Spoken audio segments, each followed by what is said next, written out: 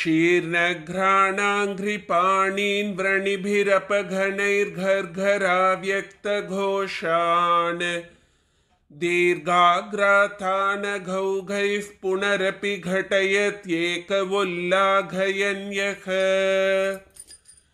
घर्मांशोस्तस्य वोऽन्तर्द्विगुणघनघृणानिघ्ननिर्विघ्नवृत्तेः दत्तार्घाः सिद्धसङ्घैर्विदधतु गृणयः शीघ्रमंहो विघातम्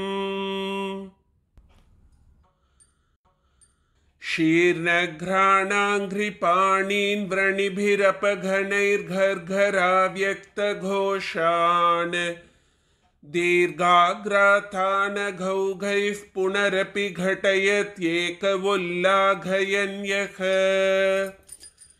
घर्मांशोस्तस्य वोऽन्तर्द्विगुणघनघृणानिघ्ननिर्विघ्नवृत्तेः दत्तार्घाः सिद्धसङ्घैर्विदधतु गृणयः शीघ्रमंहो विघातम्।